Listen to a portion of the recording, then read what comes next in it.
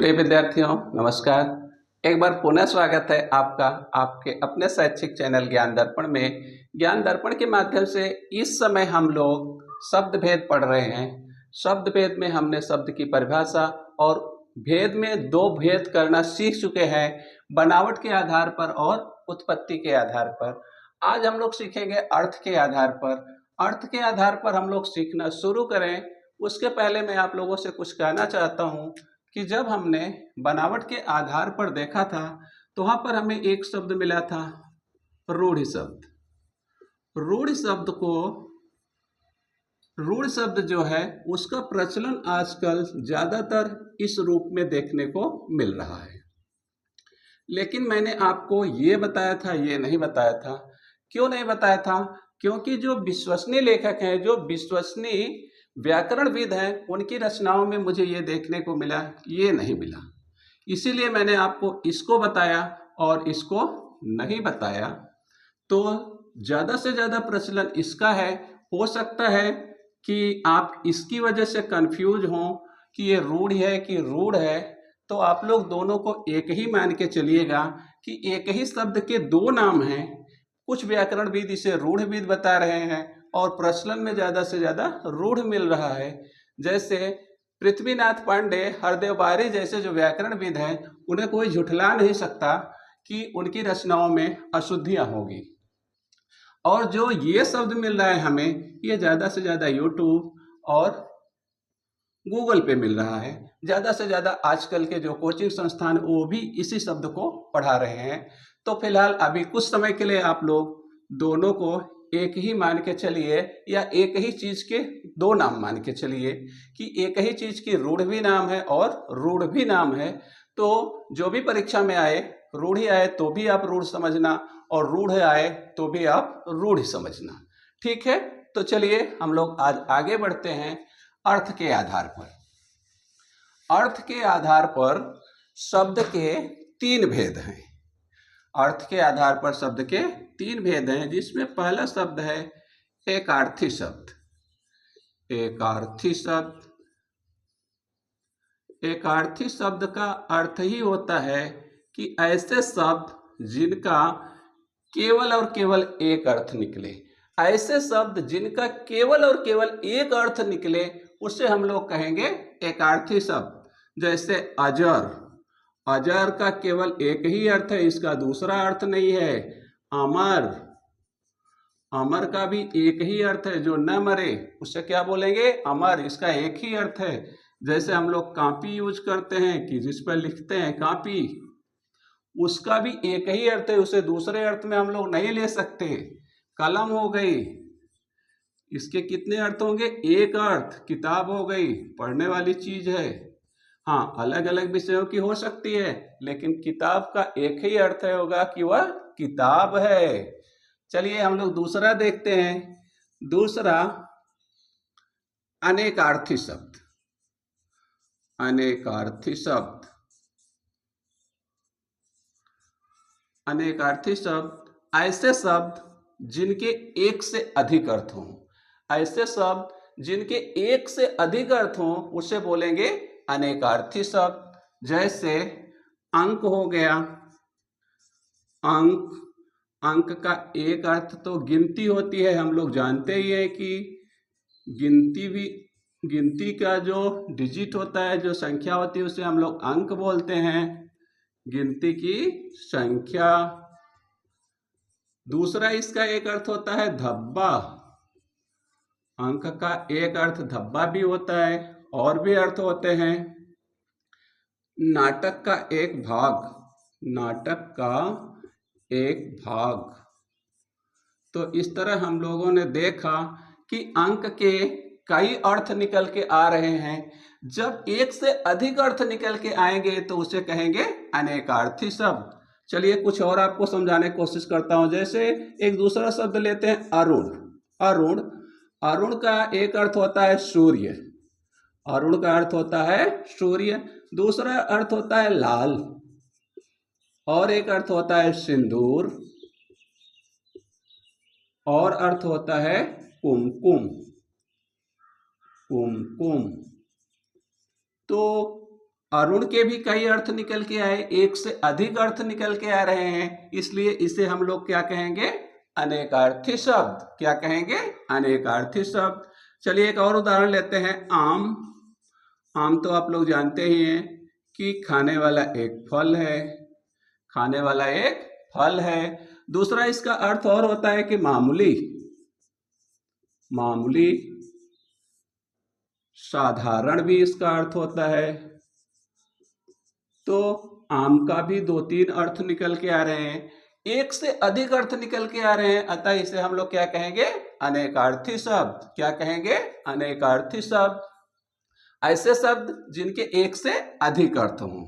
Number 3 है विलोम शब्द। विलोम शब्द ऐसे शब्द जो अपना विपरीत अर्थ देते हैं। ऐसे शब्द जो अपना विपरीत अर्थ देते हैं, उल्टा अर्थ देते हैं, उसे हम लोग क्या कहेंगे? विलोम शब्द। जैसे ऊपर का नीचे हो जाएगा। ऊपर का विलोम क्या हो जाएगा? नीचे। जाना का विलोम क्या हो जाएगा? आना। दिन का विलोम क्या हो जाएगा? रात। तो आप लोग समझ रहे होंगे कि अर्थ के आधार पर शब्द के 3 भेद हैं। यहाँ पे बहुत सारे उदाहरण आपको नहीं समझा सकता, केवल शब्दों का मतलब बता रहा हूँ कि एकार्थी शब्द का क्या मतलब होगा, अनेकार्थी शब्द का क्या मतलब होगा, विलोम शब्द का क्या मतलब होगा। बाकी अगर आप लोग ज़्यादा देखना चाहेंगे तो आप लोगों को PDF भेज देंगे, वहाँ से आप लोग लिख लेना। अगर एक बार स्क्रीनशॉट लेना चाहे तो आप लोग ले लीजिए। फिर हम लोग आगे बढ़ते हैं।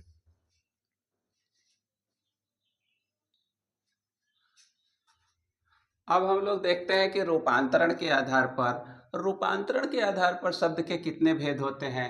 तो रूपांतरण के आधार पर शब्द के 2 भेद होते हैं। रूपांतरण के आधार पर शब्द के 2 भेद होते हैं। एक होता है विकारी शब्द। विकारी शब्द ऐसे शब्द जो लिंग, वचन और काल के अनुसार अपना रूप बदल देते हैं, उसे कहते हैं विकारी शब्द। ऐसे शब्द जो लिंग, वचन और काल के आधार पर अपना रूप बदल देते हैं, उसे कहते हैं विकारी शब्द। विकारी शब्द 4 प्रकार के होते हैं। नंबर 1 होती है संज्ञा। नंबर 2 सर्वनाम।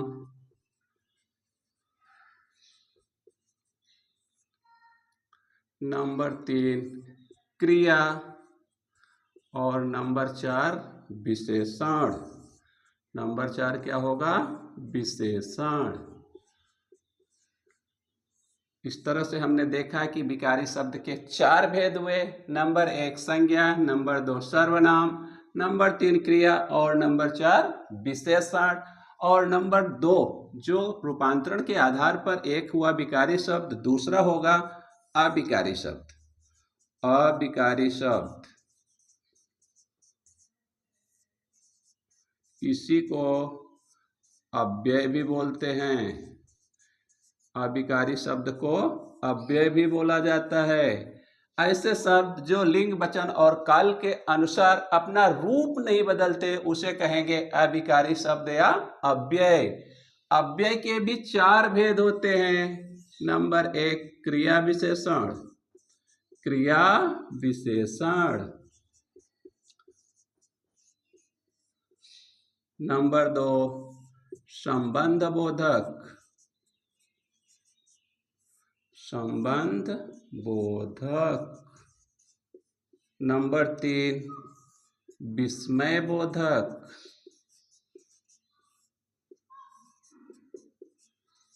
और नंबर 4 होगा समुच्चय बोधक।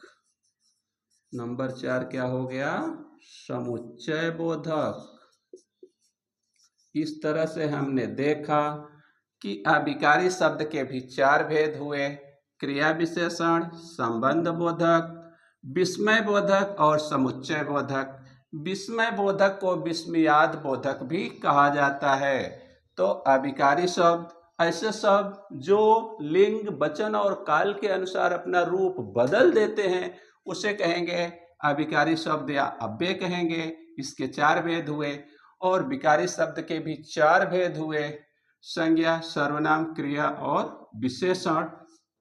तो इसका भी आप लोग स्क्रीनशॉट लेना चाहें तो ले लीजिए। तो आइए हम लोग देखते हैं शब्द भेद एक दृष्टि में। शब्द के जितने भेद हैं उसे एक नज़र में देखते हैं, एक नज़र में देखने की कोशिश करते हैं ताकि हम इसे और आसानी से सीख सकें और जो हमारा सीखा हुआ है, पढ़ा हुआ है, एक बार पुनः रिवाइज हो जाए और हमारे लिए कुछ भी कंफ्यूजन न रहे। इस तरह से शब्द के हमें 2 भेद मिले थे। एक था सार्थक शब्द। सार्थक शब्द वे शब्द जिनके कुछ न कुछ अर्थ हों, और दूसरा हमें मिला था निरर्थक शब्द, जिनके कुछ भी अर्थ न हो, जिनके कुछ भी अर्थ न हो।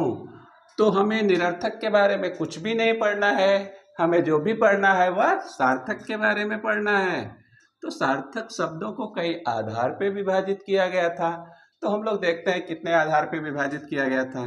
सबसे पहले सार्थक शब्द के विभाजन का जो आधार था वह था बनावट के आधार पर। बनावट के आधार पर। नंबर 2 हमें मिला था उत्पत्ति के आधार पर। उत्पत्ति के आधार पर। और नंबर 3 हमें मिला था अर्थ के आधार पर। अर्थ के आधार पर। और नंबर 4 हमें मिला था, नंबर 4 क्या मिला था हमें? रूपांतरण के आधार पर। रूपांतरण के आधार पर। इस तरह से हमने देखा कि शब्दों का विभाजन 4 आधार पर किया गया है। बनावट के आधार पर, उत्पत्ति के आधार पर, अर्थ के आधार पर और रूपांतरण के आधार पर। तो हम लोग देखते हैं बनावट के आधार पर शब्द के कितने भेद थे। बनावट के आधार पर शब्द के हमें 3 भेद मिले थे। कितने भेद मिले थे? 3 भेद। नंबर 1 था रूढ़ शब्द। रूढ़ शब्द। नंबर 2 हमें मिला था यौगिक शब्द। यौगिक शब्द। नंबर 3 हमें मिला था योग रूढ़ शब्द। योग रूढ़ शब्द। तो हमने देखा था कि रूढ़ शब्द वे होते हैं जो शब्दों के योग से नहीं बनते हैं, और यौगिक शब्द वे होते हैं जो 2 शब्दों के योग से बनते हैं और उनका अपना शाब्दिक अर्थ होता है। योग रूढ़ शब्द वे होते हैं जो शब्दों के योग से तो बनते हैं परंतु उनका अपना विशेष अर्थ होता है। तो आइए देखते हैं अब उत्पत्ति के आधार पर। उत्पत्ति के आधार पर हमें कौन से शब्द मिले थे? तत्सम शब्द। तत्सम। और नंबर 2 तद्भव। नंबर 3 देशज। नंबर 4 विदेशज। नंबर 5 संकर शब्द। तो तत्सम शब्द किसे कहते हैं? वे शब्द जो संस्कृत भाषा में जैसे थे वैसे ही हमारी हिंदी में आके समाहित हो गए, उसे कहेंगे तत्सम। तद्भव शब्द वे हैं जो संस्कृत से हिंदी में आते आते उनका बदलाव हो गया, उनकी बनावट कुछ बदल गई, उससे बोलेंगे तद्भव। देश शब्द ऐसे शब्द जिनकी उत्पत्ति देश में हुई हो। विदेश शब्द वे होते हैं जिनकी उत्पत्ति विदेश में हुई है और हमारी हिंदी में आके समाहित हो गए। संकर शब्द वे होते हैं जो 2 भाषाओं से मिलकर बने होते हैं। तो आइए हम लोग देखते हैं अर्थ के आधार पर। अर्थ के आधार पर हमें शब्द के 3 भेद मिले। नंबर 1 मिला था एकार्थी। नंबर 2 हमें मिला था अनेकार्थी। अनेकार्थी। और नंबर 3 मिला था विलोम शब्द। विलोम शब्द। तो एकार्थी शब्द हम लोग उसे कहेंगे जिसका केवल एक अर्थ हो। ऐसे शब्द जिनका केवल एक अर्थ हो उसे कहेंगे एकार्थी शब्द। ऐसे शब्द जिनका एक से अधिक अर्थ हो उसे कहेंगे अनेकार्थी शब्द। और जो अपना विपरीत अर्थ देते हो, उल्टा अर्थ देते हो, उसे कहेंगे विलोम शब्द। तो आइए अब देखते हैं रूपांतरण के आधार पर शब्द के हमें दो भेद मिले थे। एक भेद था विकारी, विकारी शब्द, और दूसरा था अविकारी शब्द। अविकारी शब्द को अव्यय भी कहा जाता है, अविकारी को अव्यय भी कहते हैं। विकारी शब्द वे होते हैं जो लिंग वचन और काल के अनुसार अपना रूपांतरण कर लेते हैं, और अविकारी शब्द वे होते हैं जो लिंग वचन और काल के अनुसार अपना रूपांतरण नहीं करते। तो विकारी शब्द के भी हमें चार भेद मिले थे। कौन कौन से? नंबर 1 संज्ञा, नंबर 2 सर्वनाम, नंबर 3 क्रिया, और नंबर 4 विशेषण। तो इस तरह से देखा कि विकारी शब्द के चार भेद हुए, संज्ञा, सर्वनाम, क्रिया और विशेषण। अविकारी शब्द के भी हमें चार भेद देखने को मिले थे। नंबर 1 था क्रिया विशेषण, क्रिया विशेषण। नंबर 2 था संबंध बोधक, संबंध बोधक।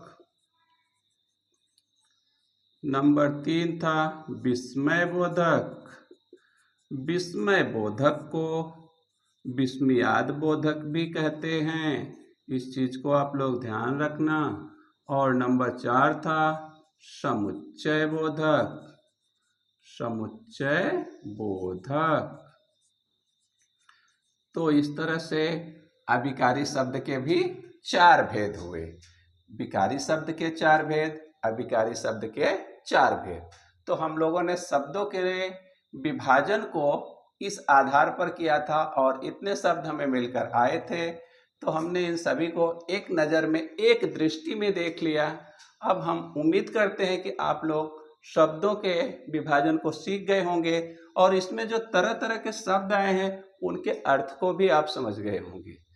तो आज की क्लास बस इतना ही।